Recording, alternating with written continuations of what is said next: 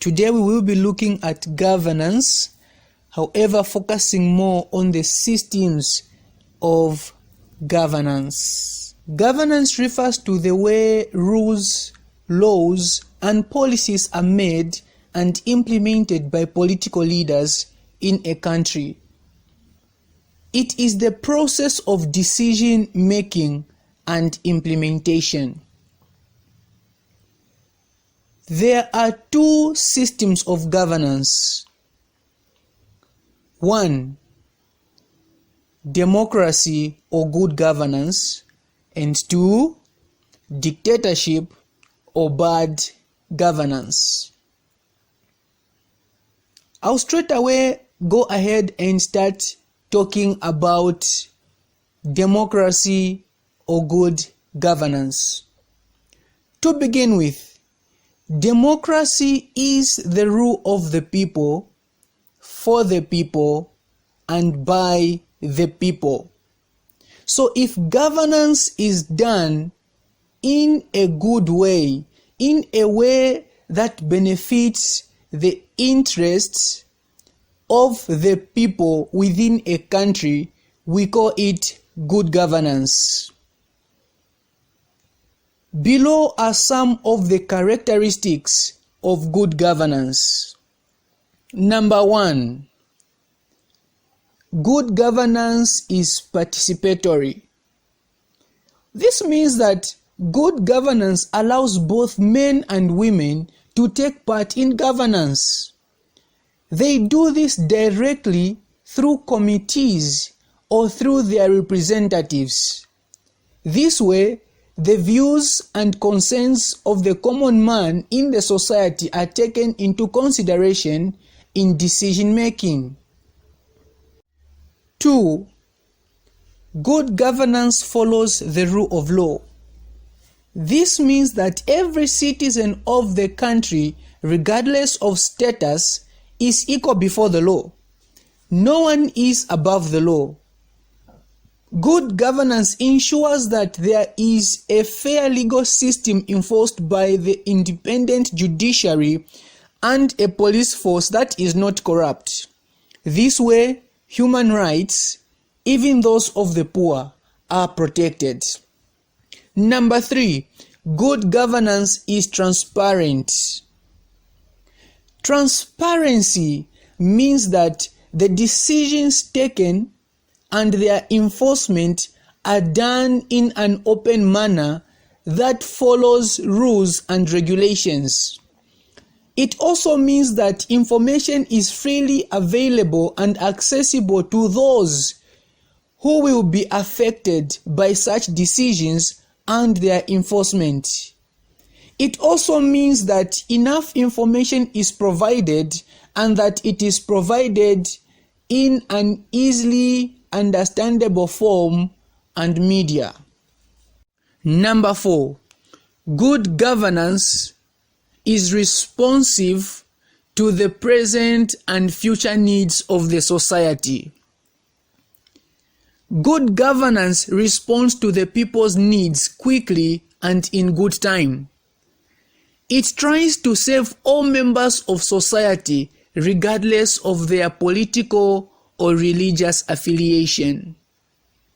Number 5, good governance is consensus-oriented. In any society, people will always have different views on any matter. Good governance takes into consideration all the views before a decision is made. This is aimed at reaching a broad consensus in society in order to come up with what is in the best interest of the whole community. Number 6, good governance is equitable and inclusive. Good governance ensures equal treatment of all members of society.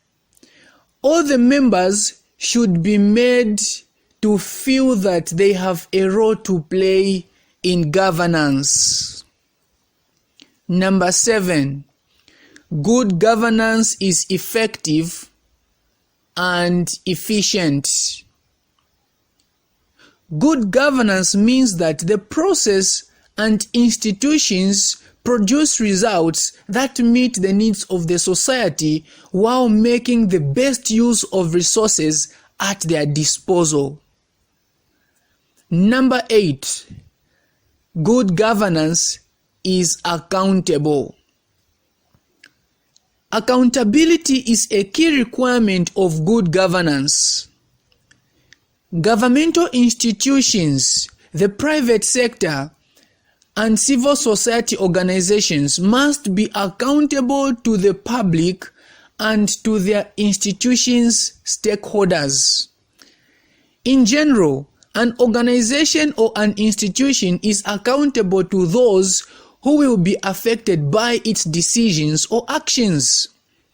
Accountability cannot be enforced without transparency and the rule of law.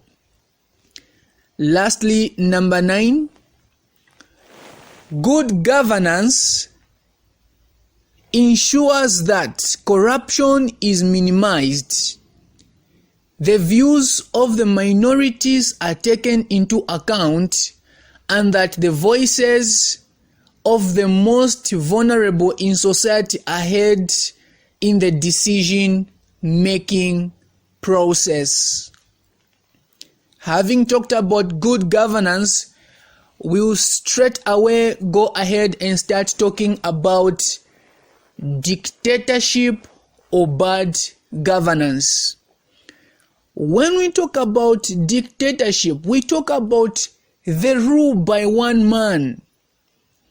The views, interests of people are not put into consideration.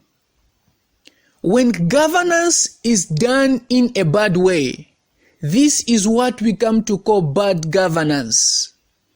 Bad governance is characterized by the following. Number 1, lack of consultation. There is no consultation in bad governance. It does not accommodate differing interests to reach a broad consensus on what is the best interest of the subjects or of the people that it governs or rules. Number 2, bad governance is non-participation in decision making. A bad system of governance does not give the common citizen a chance to take part in the decision making process.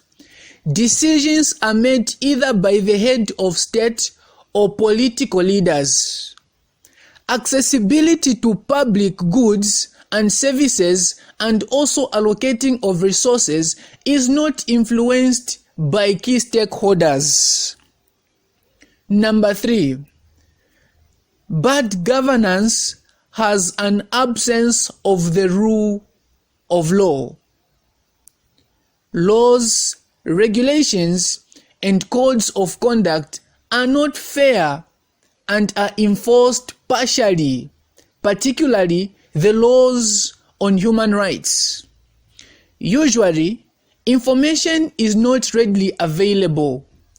Access to information and the promotion of rights are suppressed.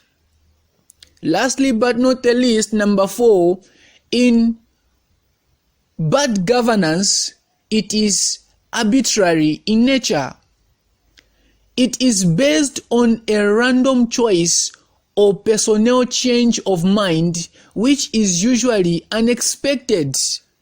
In bad governance, leaders make decisions based on personal interests rather than the interests of their subjects. Such decisions do not follow any system. Having talked about this, we end our lesson. Look out for our next video where we are going to be talking about the institutions that promote good governance. Yeah.